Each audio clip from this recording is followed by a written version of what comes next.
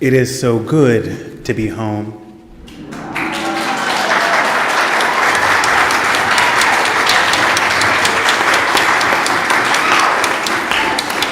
I'm taking in so many of the lovely masked faces of all of you who have loved me into this moment. As we begin our worship, I remind you that quien quiera que seas, de donde quiera hayas viajado, estás bienvenido aquí. Unámonos en adoración sagrada. Whoever you are, wherever you have come from, you are welcome here. Come, let us worship together.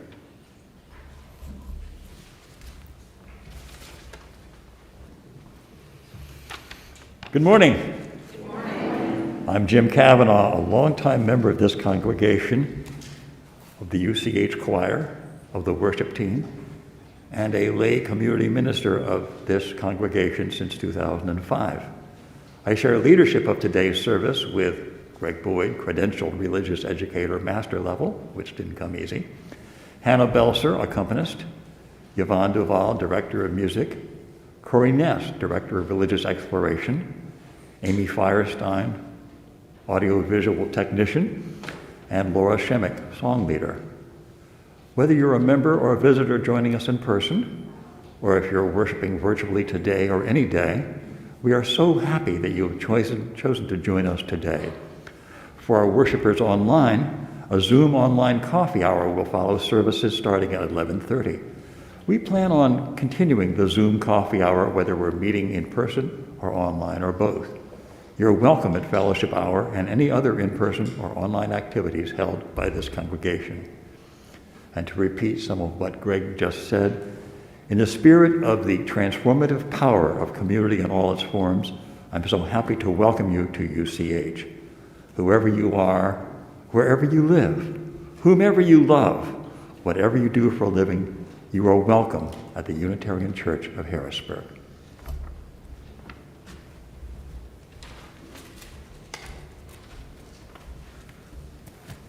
A brief reminder that following our service today is actually a special congregational meeting. The Zoom doors open at 11:45 a.m. and our meeting begins promptly at noon. The words for our chalice lighting this morning come to us from the family of my colleague, the Reverend Megan Roburn, from her spouse and children, Josh, Prudence, and Percival. They write, "We are all flames when we gather hand in hand. Our church, our community, our home. We inspire, we celebrate, we come together, sharing our light of hope for our shared future." This morning, we will also light our peace candle. We are an official peace site. The words are not in your order of service, but the words that we normally say, "I will lead us in, peace be with you," and you respond, "and with all the people of the world." Let's try that one more time. Peace be with you. And with all the people of the world. Please rise in body or in spirit for hymn number 1020, 1020 in our teal hymnal, Woyaya. I am listening for harmonies.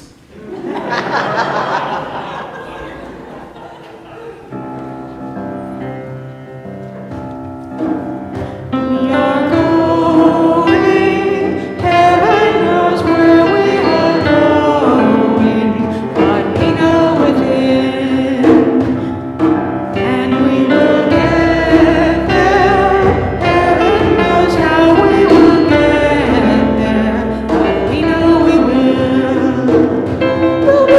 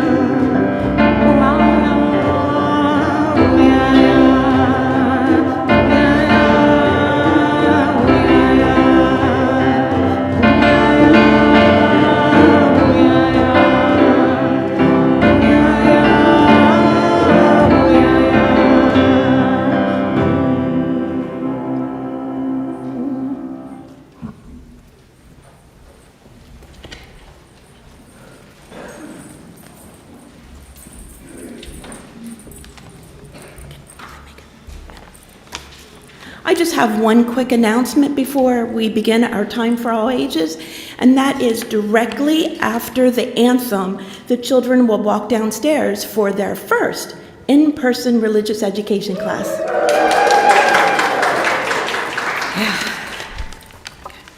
We are a people of love. We are a people of love. When we are a people of love, we are inspired with a sense of clarity on how to build a more just world for all peoples. How do we side with love rather than wait for others to call us to action? When we are a people of love, we build relationships with those who most need our support, with those who most need us to admit that we don't always know what to do. When we are a people of love, we say, I'm sorry. When we make a mistake but work hard to transform our relationships so that they work better for everyone in the future. How do we side with love rather than having a discussion group about love? Doing the work means we won't always get it right. Being in relationship with the people and communities that need our help most means we know we cannot do this work alone. It means we learn about the work of justice that is ours only to do.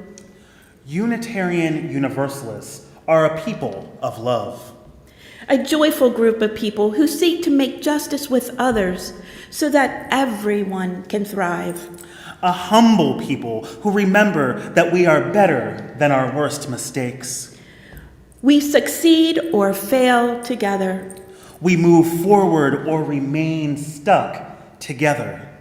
We are a people of love. Be a people of love.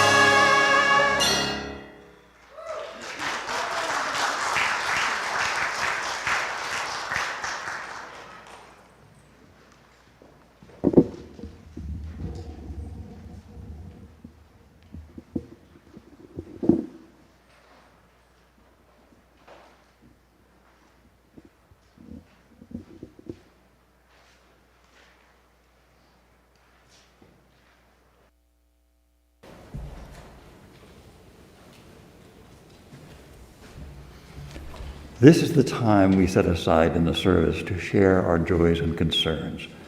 To respond, you may come forward and perhaps light a candle, drop a stone, write if you would care to. There are slips of paper and writing instruments. If you do choose to write, please check whether we can give your name and whether you'd like a response by our pastoral care team.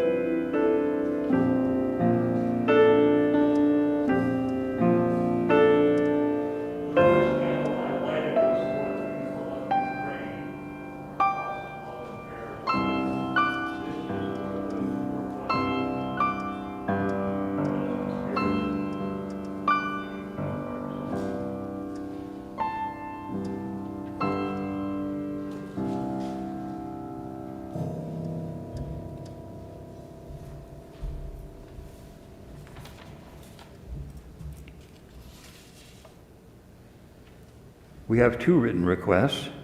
One says, first, please send some good vibes for some opportunities I have this week, submitted by Jesse online. And the other says, this is from Karen Sykes, it is with great joy that my extended family, Ed and me, met yesterday in Lancaster for a memorial service for our quirky uncle who recently died. Cousins and their children and grandchildren from Florida, Georgia, North Carolina, and PA came together to celebrate.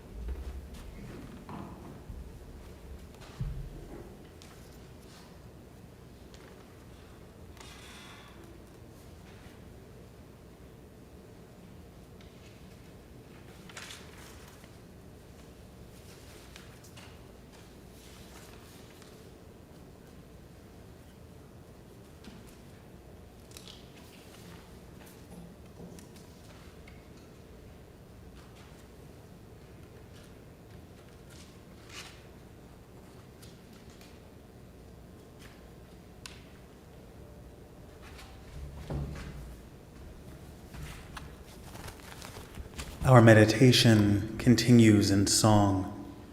Seated or standing, please unite your voices in song for hymn number 123, 123, in our gray hymnal, Spirit of Life.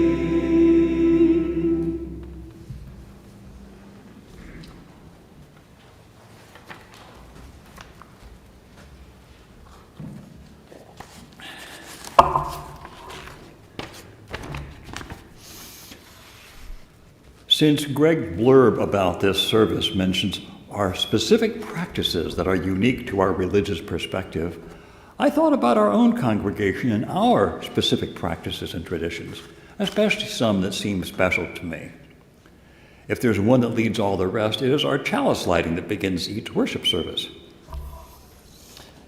As we've used a variety of ways over the years to make the needed flame, we've had a variety of results, some spectacular, like the times the alcohol container leaked into the luckily fireproof ceramic chalice, creating a puddle that caught fire behind the minister's back. All eyes were front, and a quick response saved the day and the building, perhaps. The oldest tradition I can recall is the Christmas Eve candle screening, with families coming up before the service to have a member light and place a votive candle in one of those notches. Since we started attending in 1975 when our eldest was 5 years old and loved candles, I can recall that Nan and I lit the candle carefully, and I carefully held David so he could place the candle carefully.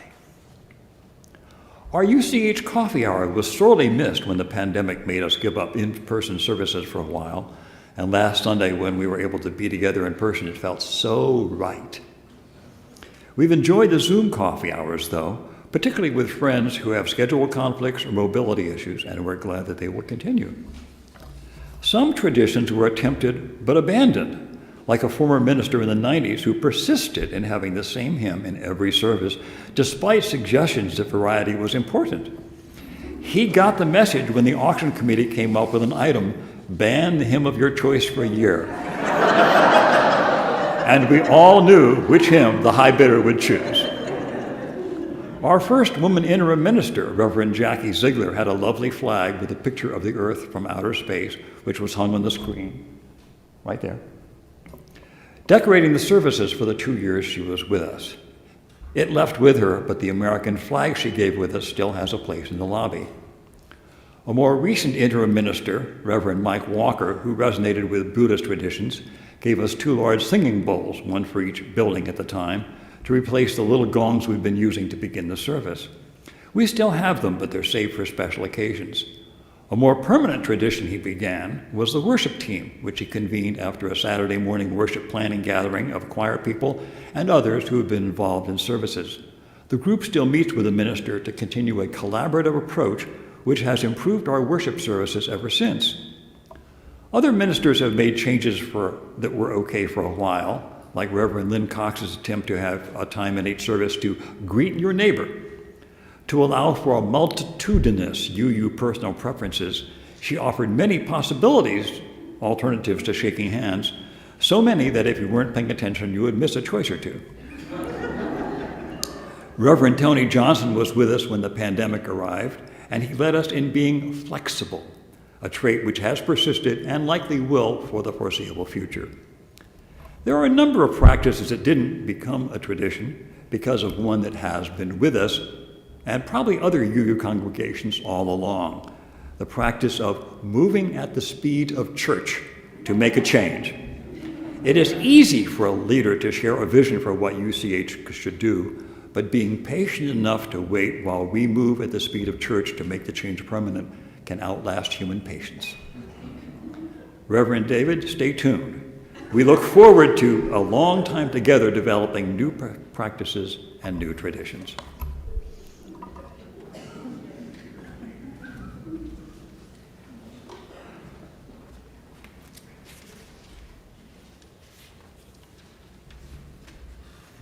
Thank you, Jim, and Reverend David, I believe you're watching us today. Whether you take that as a threat or a challenge, I am with you as your colleague. All right, Amy, I'm going to need you to turn me down a little bit because I'm already amped up about this. This is the time where I get to tell you some things about who we are and what we do, and it's going to be at length. As Unitarian Universalists, we believe in love.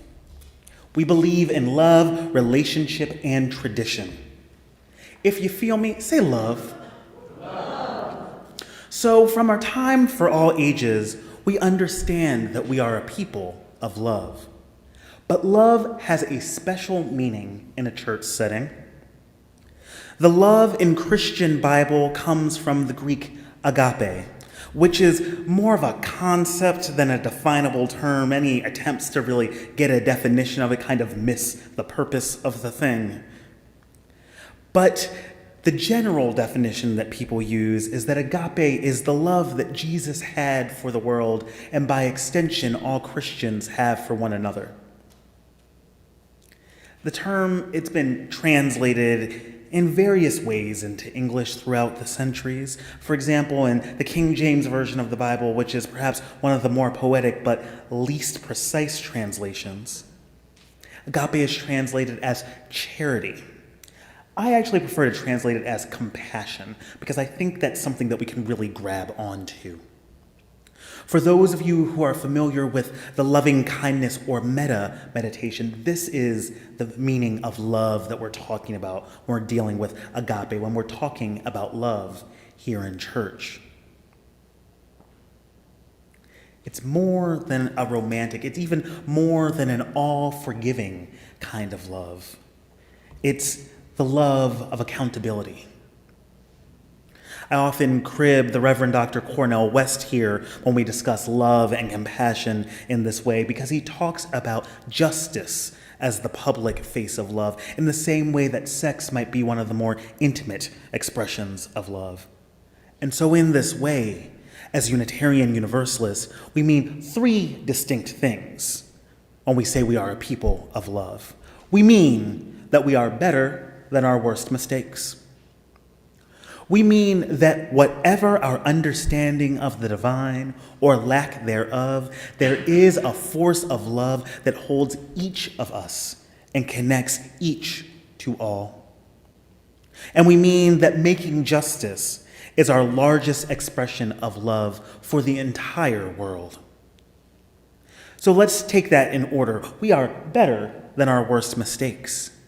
So, for example, each of us has capacity for compassion, forgiveness, and healing. We also have the ability to accept that others will make mistakes, even that we will make mistakes, some that lead to pain and to suffering.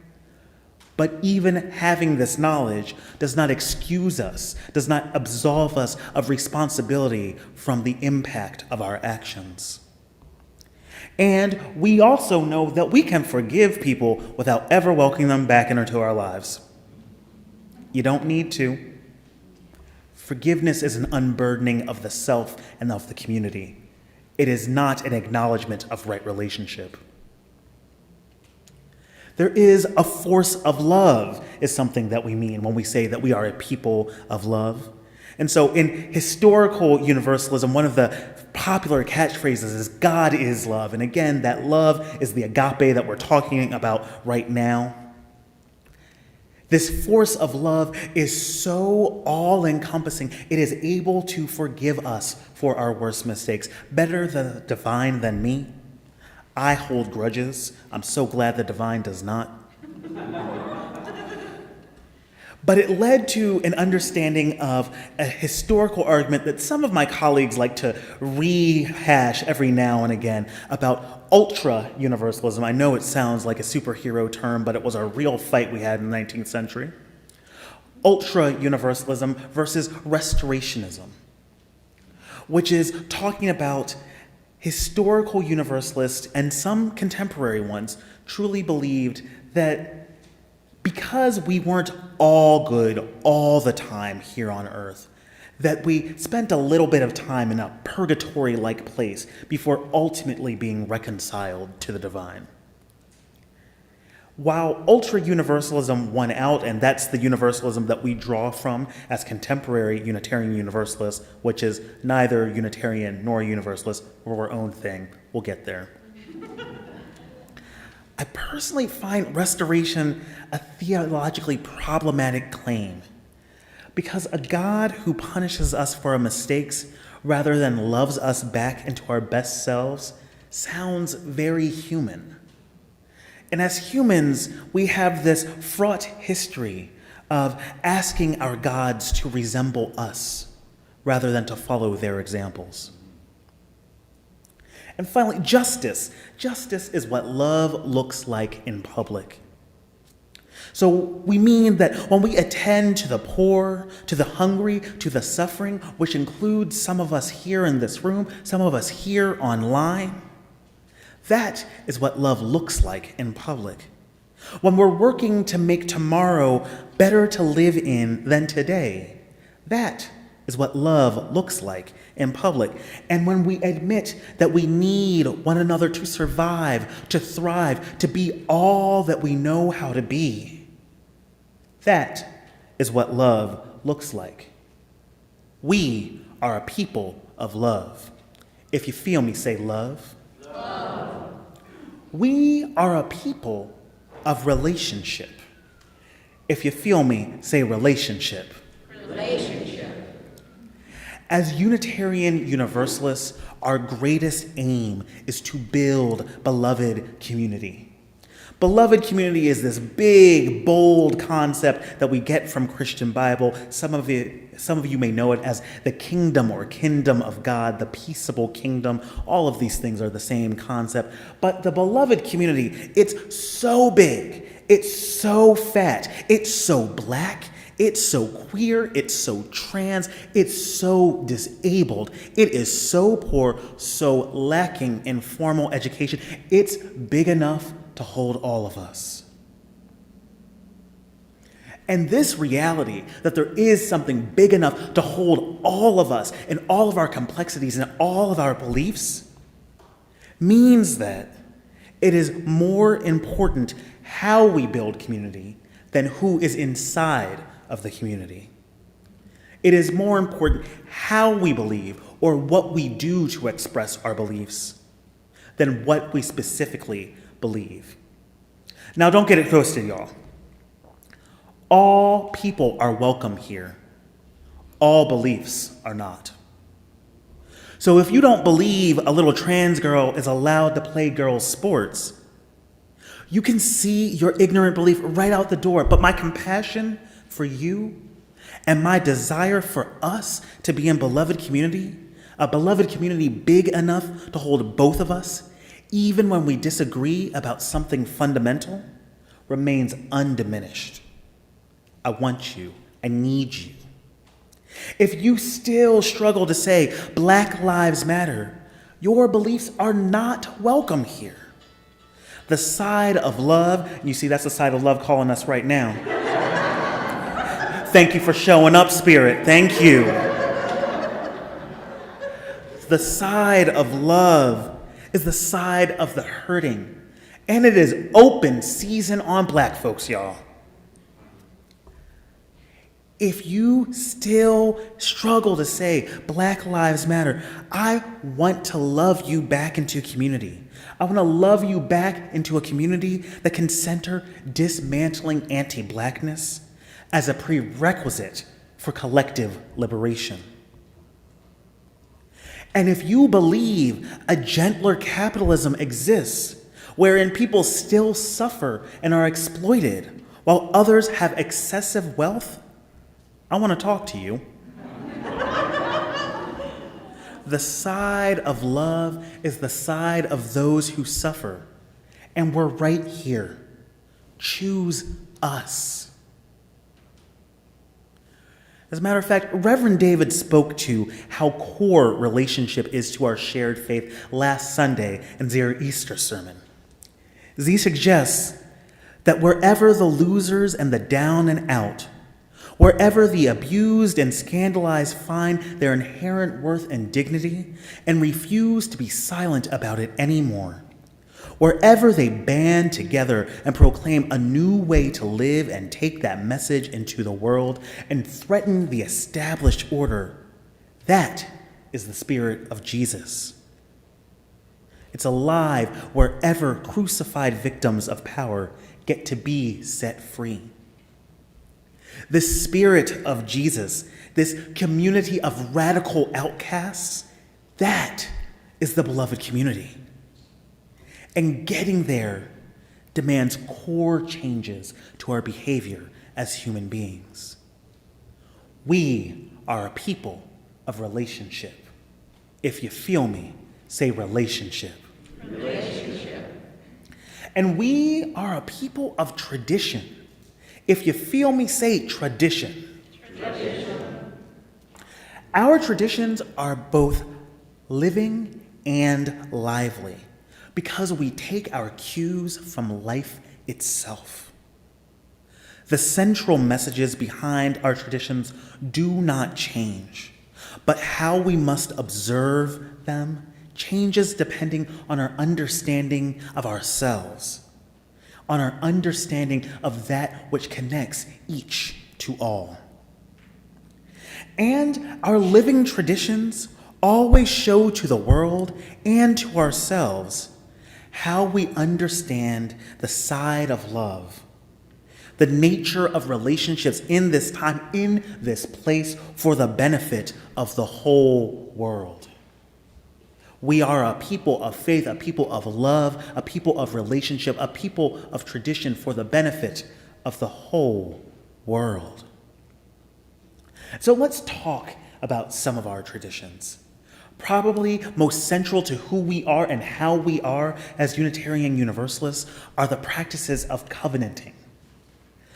Covenanting is more than putting words on a piece of paper. That is just some manifestation of it. Don't get hung up on all of that. Covenant is about agreement and finding the things that we are willing to sacrifice in order to make sure that all of us can thrive. It's about finding the ability to sacrifice in a way that we will no longer have to sacrifice at some point in the future. And so some of our covenants look like membership ceremonies, where we welcome people into the established agreements that we already have and welcome their challenges for how we might do better and bolder in the future. Ordination, which we will discuss a little bit later today, as well as installation, which I hope we will discuss a little bit sooner, are both forms of covenant. And ordination is an agreement that an established group of people has with someone who has been set aside, called forth from among us, chosen because of their special relationship with the divine, something that each of us and all of us have access to do sacred work on behalf of a community. It is an agreement that we vest those people with spiritual authority because they represent us, and the person who is ordained understands that their power, our very understanding of the divine, comes from the people themselves. There is no separation from the sacred fabric of belonging. Installation, on the other hand, is a reaffirmation of another congregation's sacred trust placed into one who is called forth and plucked out of that community in order to do sacred work.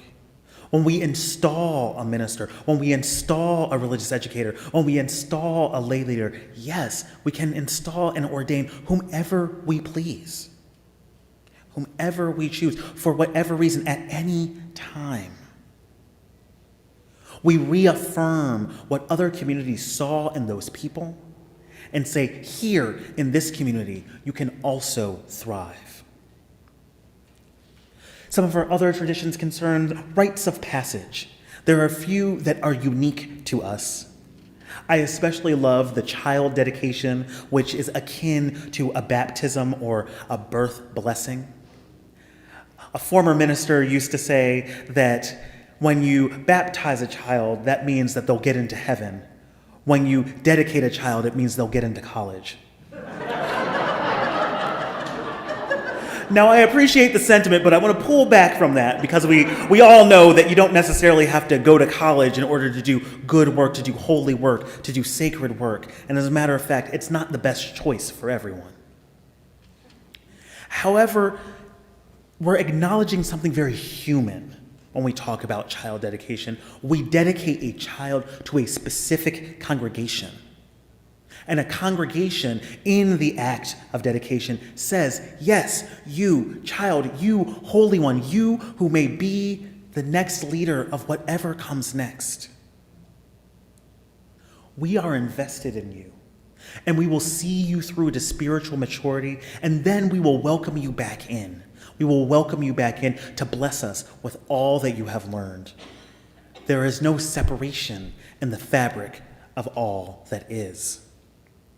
Through coming of age, we allow our children and youth to express a more sophisticated understanding of who we are as Unitarian Universalists. And as a matter of fact, for the very first time, we ask them to publicly tell us what they believe. Again, we are allowed to receive their beliefs and be enriched by them because what we believe is not nearly as important as the process by which they developed those beliefs. And through a year of study and activism and dedication and service to this congregation, we believe that they have matured in their process of being able to articulate their beliefs. Bridging is similar. Now we let all of the guardrails go. In some congregations, we actually have the tradition of dedicating a child with a rose that has no thorns. It has no thorns because we only want sweet and beautiful things for that child. But in the bridging ceremony, we present a rose with thorns because we believe that child, now transitional young adult, is ready for all of the good and the bad in the world because we were with you all along. And finally, in our elderhood rituals, which many of our congregations unfortunately do not practice, but we do, especially through our ceremony of acknowledging life membership. We say that there is part of you have enriched this community in ways that we are not able to imagine without you. And so we want you to know you can always call this place home. And of course, we have our communions and our celebrations. We have our ritual of joys and concerns, of joys and sorrows. We have our water communions where we bring water from all of the places that are sacred to us. As Reverend David spoke to us last week, all water is one water. And we have our flowers celebration, which again is a very terrestrial, a very human type of ceremony that we can find beauty in whatever is, in the hillsides, in the valleys. There is always something that we can bring to enrich the lives of ourselves and of the whole world. We are a people of tradition. If you feel me, say tradition. Tradition.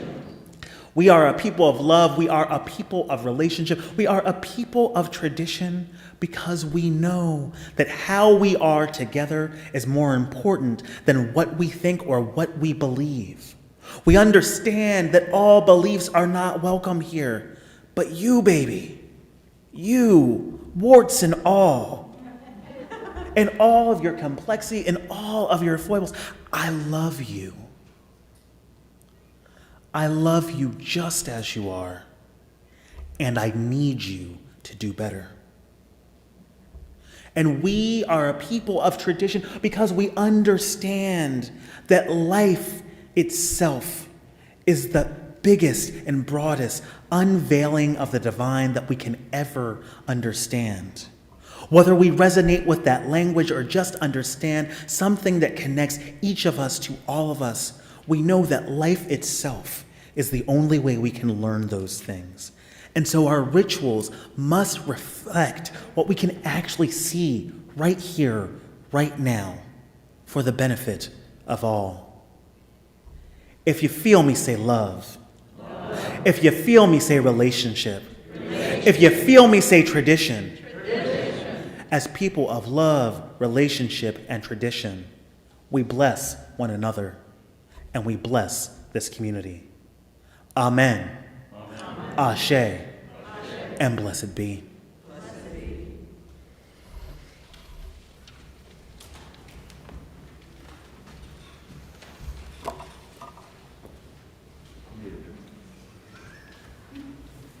Please join me in saying our covenant as printed in the order of service if you're watching on Zoom.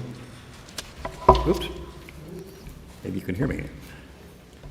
Reciting the order of the covenant in our order of service. If you're watching on Zoom, it should be in the chat.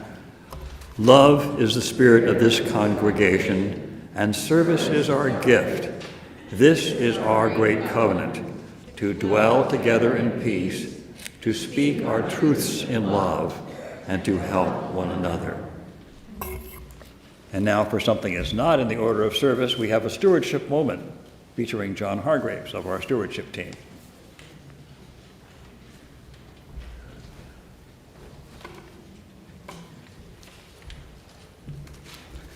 Good morning. And I anticipate this will be the last exhortation from the stewardship team.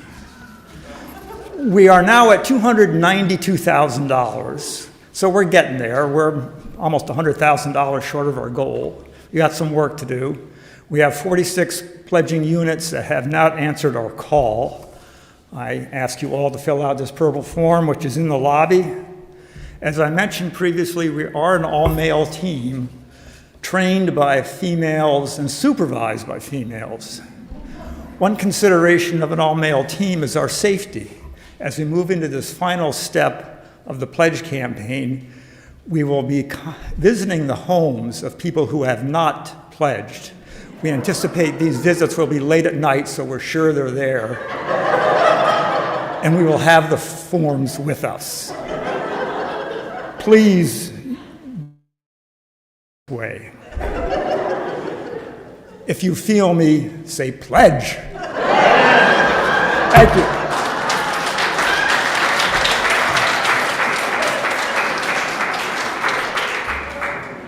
I knew John was going to speak, but I had no idea what he was going to say. The Unitarian Church of Harrisburg is, as always, a freely gathered church of free people. The church is created, sustained, and supported by us. The ministry continues whether the church building is open or closed. Each month, the UCH Finance Committee designates a nonprofit to share the plate. Our Share the Plate recipient for April is the Unitarian Universalist Service Committee, or UUSC, Ukraine Response Support. Their website tells us something very important. The UUSC advances human rights through grassroots collaborations, so they're helping with, not at. The UUSC responds to unexpected crises and provides resources to communities whose needs are urgent and access to aid is limited, including developing work to protect the rights of refugees fleeing Ukraine right now as I speak. Their first step has been to quickly send emergency relief funding to groups working on the ground in Eastern Europe.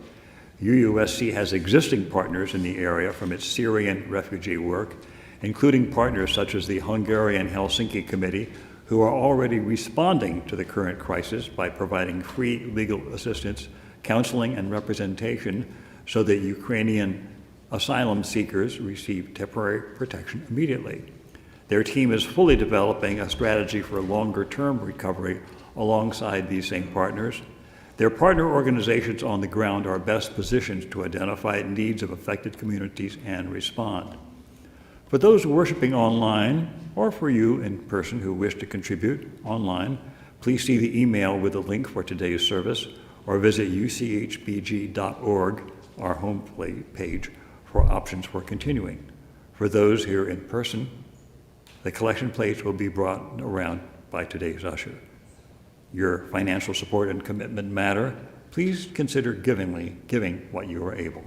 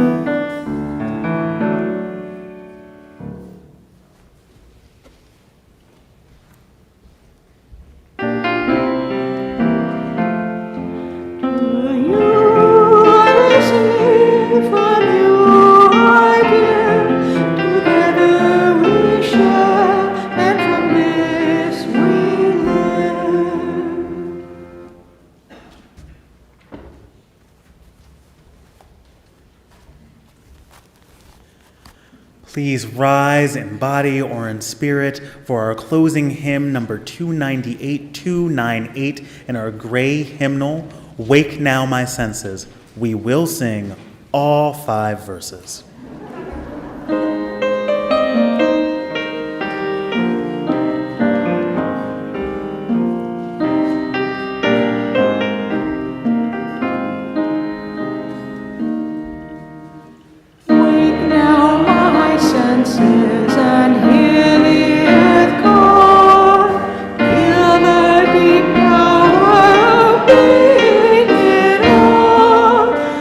It was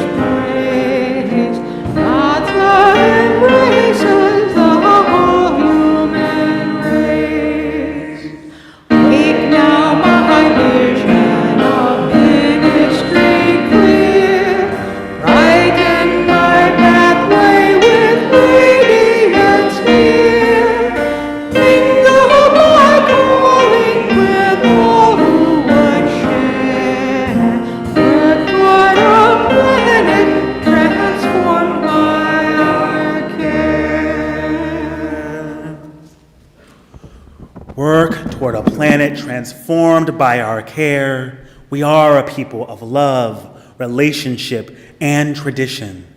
Love yourself first and then do better. Our worship has ended. Let our service begin. Amen.